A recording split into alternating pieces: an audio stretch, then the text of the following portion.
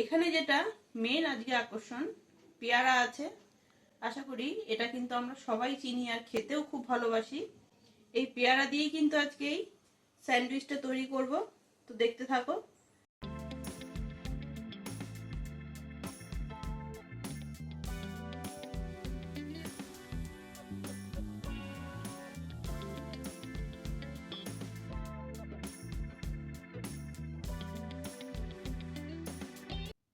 Bread দিয়ে ঠিক কত রকমের স্যান্ডউইচ তোমরা খেয়েছো, আশা করছি আজ যে রেসিপিটি তৈরি করব আগে কখনোই ট্রাই করা হয়নি।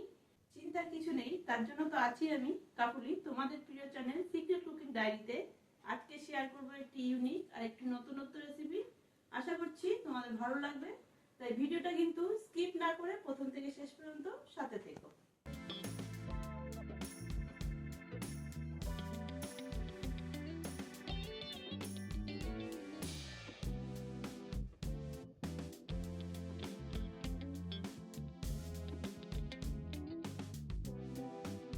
আজ যে রেসিপিটি তৈরি করব ব্রেড দিয়ে, তার জন্য কিন্তু প্রথমেই দেখো সাজিয়ে নিয়ে নিয়েছি ব্রেড।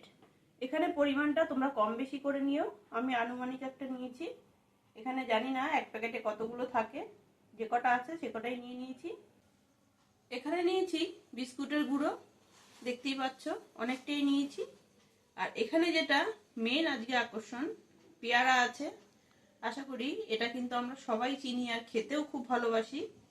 এই পেয়ারা দিয়ে কিন্তু আজকে এই স্যান্ডউইচটা তৈরি করব, তো দেখতে থাকো। আর নিয়েছি এখানে একটু চাট মশলা আর গোলমরিচের গুঁড়ো, ঝালটা যে যার পছন্দ মতো দিয়ে নিও। আর একটু টকটক খাওয়ার জন্য কিন্তু দিয়েছি চাট মশলা। আর এখানে নিয়েছি একটু রসমালাইয়ের চাটনি, এটা কিন্তু ঝালমুড়ি তৈরির সময় ব্যবহার করতে হয়, যে কোনো মুদি শপে পেয়ে যাবে। আর এখানে নিয়েছি বিট লবণ, সাদা লবণও তোমরা ব্যবহার করতে পারো, কিন্তু আমি এখানে বিট লবণটাই নিয়েছি। এখানে নিয়েছি 2.5 থেকে 3 চামচ মতো বেসন, আর 5 থেকে 6 চামচ মতো নিয়েছি একটু চালের গুঁড়ো, একটা ব্যাটার তৈরি হবে তার জন্য। এখানে নিয়েছি একটু চিলি ফ্লেক্স আর একটু কালো জিরে, এটা দেখার সৌন্দর্যের জন্য নিয়েছি, যদি না চাও দিতে হবে না। সবার সাথে পরিচয় হয়ে গেছে, চলো তাহলে এবার ভিডিওটা শুরু করি। এখানে একটা ব্রেড নিয়ে নিয়েছি, ব্রেডের চারধারে যে শুকনো অংশটা এটা কেটে নেব। এইভাবে কিন্তু শুকনো অংশগুলো কেটে সাইডে রেখে দেব, খুব বেশি ফেলার দরকার নেই। ব্রেডের চারধার কাটা হয়ে গেছে, এবার কিন্তু কোনাকুনি করে কেটে নিচ্ছি, ঠিক যেভাবে স্যান্ডউইচগুলো তৈরি হয় ঠিক এরকম তিকোণ করেই কিন্তু সব ব্রেডগুলো আমি কেটে নিচ্ছি। সব ব্রেডগুলো কিন্তু একদম কোনাকুনি করে কেটে নিয়েছি দেখো। এবার কিন্তু পেয়ারাটা একটু গ্রেট করে নিচ্ছি। একটা গ্রেটার নিয়ে নিয়েছি, গ্রেটারের এই মোটা বড় অংশটা দিয়ে কিন্তু পেয়ারা গ্রেট করব।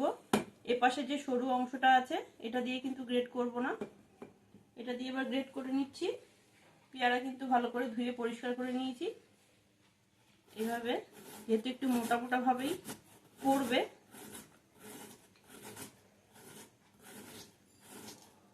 এখানে পেয়ারা কিন্তু গ্রেট করে নিচ্ছি। আর দেখো কতটা মোটা মোটা ভাবেই পড়ছে, ঠিক এরকম মোটা মোটাই কিন্তু লাগবে। আর এই পেয়ারার দানাগুলো কিন্তু দেব না, শুধু এই ওপরের খোসা বা ছাল যেটাই বলো না কেন সেটাই দিচ্ছি। একটা পেয়ারা কিন্তু একদম গ্রেট করা হয়ে গেছে দেখো, দানাগুলো দেখা যাচ্ছে, আর এই দানাগুলো কিন্তু দেব না। সেম একইভাবে আরেকটা পেয়ারাও গ্রেট করে নিচ্ছি। দুটো পেয়ারাই কিন্তু খুব ভালোভাবে গ্রেট করে নিয়েছি, কতটা সুন্দর লাগছে দেখতে। এবার এর মধ্যে দিয়ে দিচ্ছি মশলা। প্রথমেই দিয়ে দিচ্ছি 1 চামচ মতো বিট লবণ।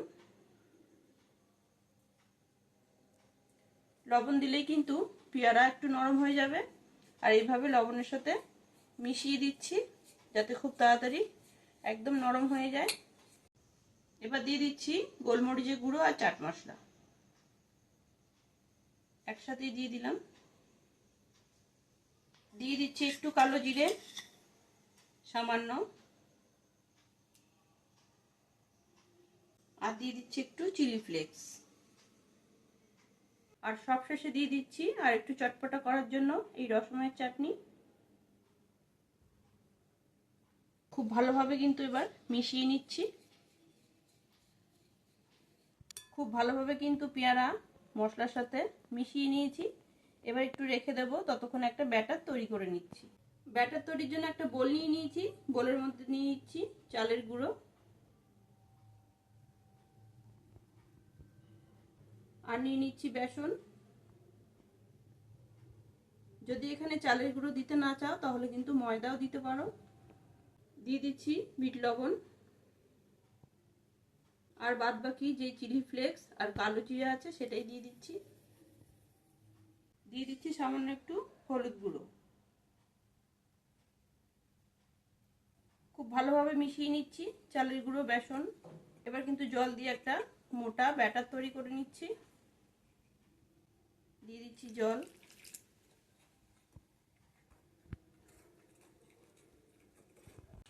চালের গুঁড়ো আছে বলে জলটা একটু বেশি দিতে হবে, কিন্তু এতটাও বেশি দিতে হবে না যাতে পাতলা হয়ে যায় খুব।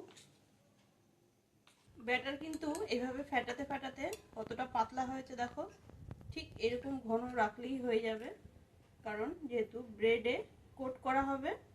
আর তোমরা আটার সাথে কিন্তু বেসন দিয়েও এইভাবে ব্যাটার তৈরি করতে পারো।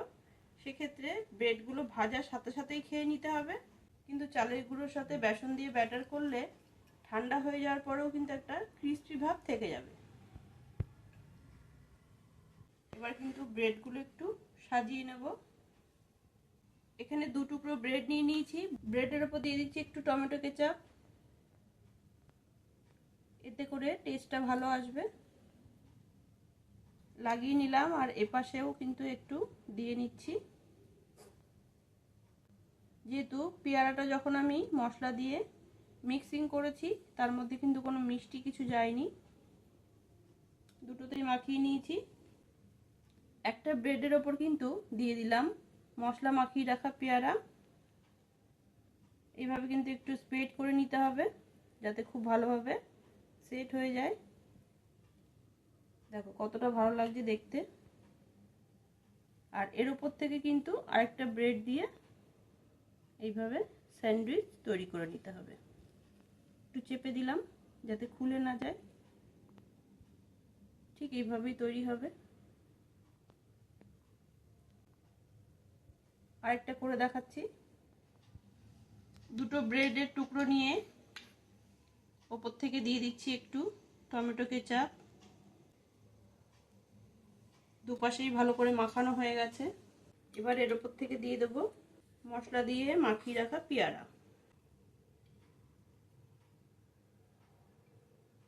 পেয়ারা কিন্তু খুব নরম হয়ে গেছে, দেখে বুঝতেই পারছো। এবার কিন্তু আরেকটা ব্রেডের টুকরো দিয়ে এইভাবে ঢেকে দিচ্ছি। কতটা সুন্দর লাগছে দেখতে।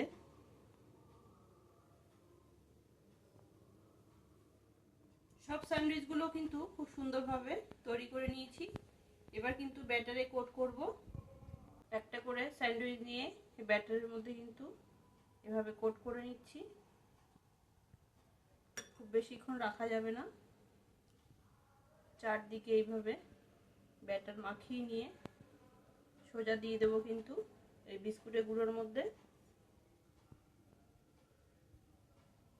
এবার শুকনো হাত দিয়ে কিন্তু এইভাবে মিশিয়ে নিতে হবে। চারদিক এইভাবে আগে কোট করে নিয়ে তারপরে বাকি অংশতে খুব ভালোভাবে চেপে চেপে বিস্কুটের গুঁড়োগুলো দিয়ে দিতে হবে। একটা স্যান্ডউইচ কিন্তু আমাদের রেডি হয়ে গেছে, একদম ফাইনাল। আর এইভাবে কিন্তু বিস্কুটের গুঁড়োর মধ্যে কোট করে 5 থেকে 7 মিনিট রেখে দিতে হবে একটু শক্ত হওয়ার জন্য। বাকি স্যান্ডউইচগুলোও কিন্তু এই একইভাবে এখানে ব্যাটারে কোট করে তারপরে কিন্তু বিস্কুটের গুঁড়োর মধ্যে কোট করে নিচ্ছি। সব স্যান্ডউইচগুলো কিন্তু খুব সুন্দরভাবে কোট করে নিয়েছি দেখো। আর 5 থেকে 7 মিনিটও রেখে দিয়েছিলাম একটু শক্ত হয়ে যাওয়ার জন্য। এবার কিন্তু একদম গরম তেলে ভেজে নেব। এপাশে কিন্তু তেল গরম করতে বসিয়ে দিয়েছি, আর তেলটা কিন্তু গরমও হয়ে গেছে। এবার কিন্তু এই গরম তেলের মধ্যে স্যান্ডউইচগুলো এক এক করে ছেড়ে দেবো। খুব সাবধানে কিন্তু গরম তেলে স্যান্ডউইচগুলো ছাড়তে হবে।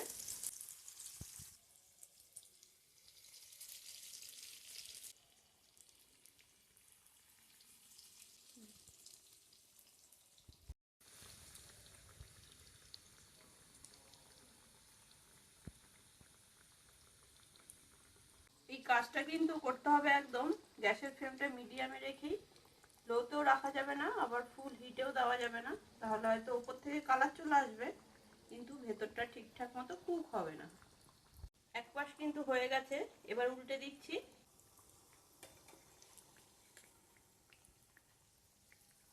দেখতেই পাচ্ছ কতটা সুন্দর লাগছে দেখতে।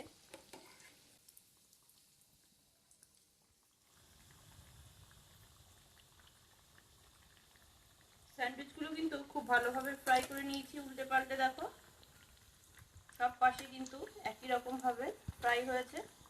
এবার কিন্তু তেল থেকে তুলে নিচ্ছি, আর কতটা ক্রিস্পি হয়েছে আশা করি দেখে বুঝতে পারছো।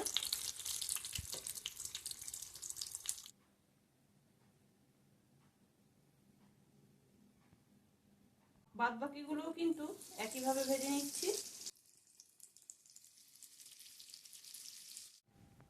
এই মুচমুচে মজাদার রেসিপিটি একবার হলেও কিন্তু ট্রাই করো। কতটা মুচমুচে হয়েছে তোমাদের একটা ভেঙে দেখাচ্ছি।